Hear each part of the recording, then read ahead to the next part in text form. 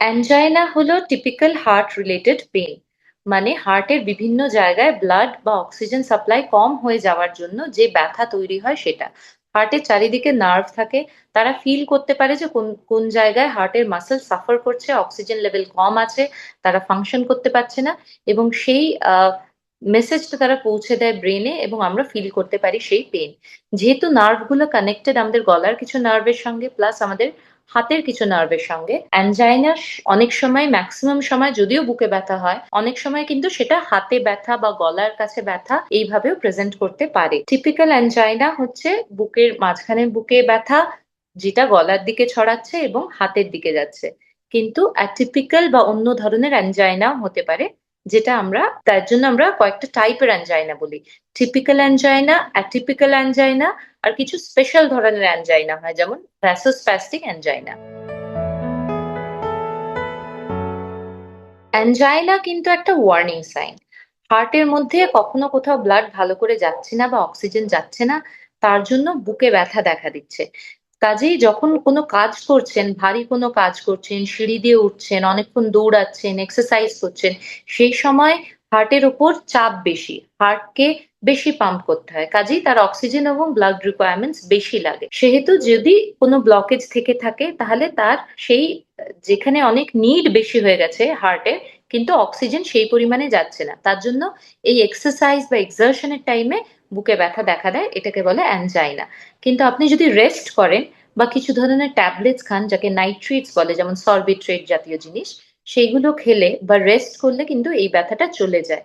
এটাকে বলে stable angina. এবার অ্যানজাইনা হচ্ছে একটা সিমটম, আর হার্ট অ্যাটাক হচ্ছে একটা অসুখ। হার্ট অ্যাটাক হচ্ছে যখন একটা হার্টের মাসেলে এতটাই কম ব্লাড যাচ্ছে যে হার্টের পাম্পিং ফাংশন কমে গেছে এবং হার্ট ফেলিয়ার শুরু হচ্ছে বা হার্ট রিদমের প্রবলেম হচ্ছে, তখন কিন্তু এত সিভিয়ার ব্যথা হয় যে ব্যথাটা আপনি বসলেও এবং মাঝে মাঝে নাইট্রেট জাতীয় ট্যাবলেট, বুকে ব্যথার ট্যাবলেট খেলেও সেগুলো সারে না, তখন আমরা সেটাকে হার্ট অ্যাটাক বলি। তাই হার্ট অ্যাটাক হচ্ছে অ্যানজাইনার আরো অনেক সিভিয়ার ভার্সন, এবং হার্ট অ্যাটাকটা অ্যাকচুয়ালি একটা টার্মিনাল অসুখ। মানে হার্ট অ্যানজাইনাতে আপনি বাড়িতে থাকতেও পারেন, ওষুধপত্র খেয়ে সেটা কমে যাবে বা রেস্টে কমে যাবে। হার্ট অ্যাটাক হলে অবশ্যই আপনাকে হাসপাতাল যেতে হবে। অ্যানজাইনা যেমন আমি বললাম যে হয়, তিন রকমের হয়: টিপিক্যাল, অ্যাটিপিক্যাল, ভ্যাসোস্প্যাস্টিক অ্যানজাইনা। যদি আপনার টিপিক্যাল অ্যানজাইনা হয়, বুকে ব্যথা হচ্ছে, হাতের দিকে ছড়াচ্ছে, গলার দিকে ছড়াচ্ছে, কাজ করার সময় হচ্ছে, আপনি ইমিডিয়েটলি কার্ডিওলজিস্টের কাছে যান। সেখানে ইসিজি, ইকো বা টিএমটি টেস্ট করে ওনারা জানতে পারবেন যে হার্টে ব্লক হওয়ার সম্ভাবনা আছে। সেখান থেকে অ্যানজিওগ্রাম করা হবে। অ্যানজিওগ্রাম কিন্তু একটা পরীক্ষা, সেখানে দেখা হয় হার্টের মধ্যে যে তিনটে মেজর ধমনী আছে তার মধ্যে কোনো ব্লক আছে কিনা, এবং এই ব্লকগুলো যদি 70%-এর বেশি হয় বা সিগনিফিকেন্ট হয়, সেই ক্ষেত্রে তারা স্টেন্টিং বা বাইপাস সার্জারি দিয়ে চিকিৎসা করেন। যদি 70%-এর কম হয়, সেই ক্ষেত্রে আপনাকে ওষুধ দেন যাতে সেই ব্লকগুলো হয় স্টেবল থাকে বা অন্তত কমতে থাকে আপনার, with improvement of your cholesterol level বা ব্লাড প্রেশার বা অন্য রিস্ক ফ্যাক্টরকে মডিফাই করার পরে। এটা হচ্ছে অ্যানজাইনা। আর যদি হার্ট অ্যাটাক হয় তাহলে ইমিডিয়েটলি আপনি হাসপাতাল যাওয়ার পর যত তাড়াতাড়ি সম্ভব অ্যানজিওগ্রাম করা দরকার, এবং কোনো ব্লক থাকলে সেটা খোলার চেষ্টা করা দরকার। এছাড়াও হার্ট অ্যাটাকের নানা রকম ট্রিটমেন্ট আছে। যেহেতু হার্ট অ্যাটাকের সঙ্গে সঙ্গে হার্ট ফেলিয়ার হয়, মানে হার্ট পাম্পিং ক্যাপাসিটি কমে গিয়ে লাংসের ভিতর জল টল জমতে থাকে, সেহেতু অনেক রকমের ওষুধ ইনজেকশন দেওয়া হয়, যেমন blood thinners, thrombolytic injection clot dissolve করার জন্য, কিছু কিছু ইনজেকশন যেগুলো লাং থেকে জল বার করে দেয় তাকে বলে ডাইউরেটিক্স। এছাড়া হার্টের রিদম প্রবলেমস থাকলে, যেমন ভেন্ট্রিকুলার ট্যাকিকার্ডিয়া বা এট্রিয়াল ফিব্রিলেশন, এই ধরনের রিদম প্রবলেমও হতে পারে হার্ট অ্যাটাকের সঙ্গে, তাদের আলাদা ধরনের ওষুধ হয়, অ্যান্টি অ্যারিথমিক্স বলে, সেইগুলো দেওয়া। তার সঙ্গে বুকে ব্যথার জন্য নানা রকমের ওষুধ যেগুলো হার্টে ব্লাড ফ্লো বাড়ায়। এছাড়া শ্বাস নিতে কষ্ট হলে অক্সিজেন, এই ধরনের নানা আইসিইউ সেট আপ এবং আইসিইউ সাপোর্টও লাগে most of the time heart অ্যাটাকে। প্রথমত যদি অ্যানজাইনা অব্দি পৌঁছে থাকে তাহলে নিশ্চয়ই সেই ইন্ডিভিজুয়ালের কিছু না কিছু রিস্ক ফ্যাক্টর আছে।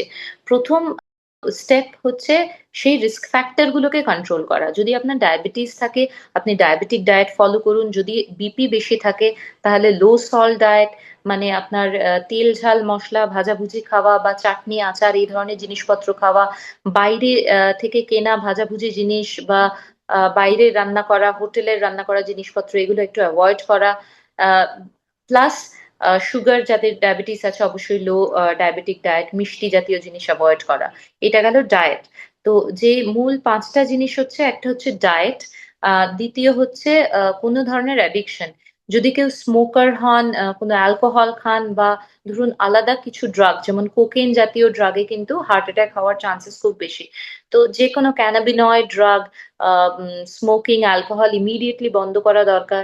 3 নম্বর হচ্ছে cholesterol. Cholesterol regular check up করা, এভরি 3 months to 6 months যদি কোলেস্টেরল বেশি থাকে তার জন্য কোলেস্টেরল কমানোর ওষুধ খাওয়া এবং লাইফস্টাইল মডিফাই করা। যদি ওয়েট বেশি থাকে, ন্যাচারালি ওয়েট রিডাকশন করার চেষ্টা। ওয়েট রিডাকশন কিন্তু ইট involves both physical activity as well as dietary intervention. খাবার পরিমাণ কমানো, পোর্শন কন্ট্রোল করা, মোর ভেজিটেবলস এন্ড ফ্রুটস খাওয়া। এছাড়া এক্সারসাইজের মধ্যে both aerobic and strength training exercise করা, যে কোনো হার্ট ডিজিজের পেশেন্টে আমরা বলি। এরোবিক এক্সারসাইজ মানে দৌড়ানো, ওয়াক করা, এই ধরনের জিনিসপত্র, সুইমিং বা খেলা। এবং স্ট্রেংথ ট্রেনিং এক্সারসাইজেস মানে ওয়েট ট্রেনিং এক্সারসাইজেস, যেগুলো প্রফেশনালসরা সবচেয়ে বেস্ট বলতে পারবেন।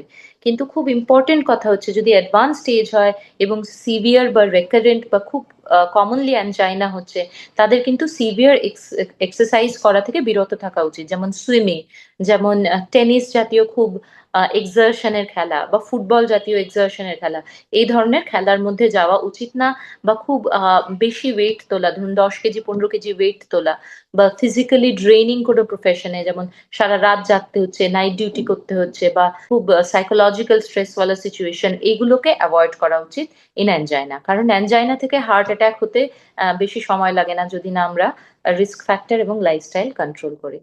এছাড়া আর দুটো জিনিস যেটা ইম্পর্টেন্ট বলা, একটা হচ্ছে যেগুলো মানুষ খুব একটা মানেন না, একটা হচ্ছে স্লিপ, এবং আরেকটা স্লিপ হাইজিন বলে, যেটা যে 7 থেকে 9 ঘন্টা মতো দিনে ঘুমানোর চেষ্টা করা এবং সেই টাইমটা মোটামুটি মেনটেন করা।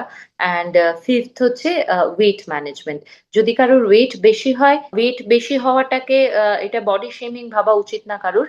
এটা ভাবতে হবে যে এটা আমাদের একটা ক্রনিক ডিজিজের মতো। ওয়েট বেশি মানে কিন্তু সেটা থেকে আমাদের বডিতে অনেক রকমের ক্ষতি হচ্ছে। আজকাল সেটার জন্য ডায়েটারি এবং এক্সারসাইজ ইন্টারভেনশন ছাড়াও খুব ভালো ভালো ওষুধ আছে।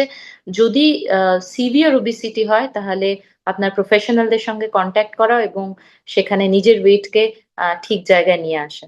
এইগুলোই মোটামুটি লাইফস্টাইল ইন্টারভেনশন।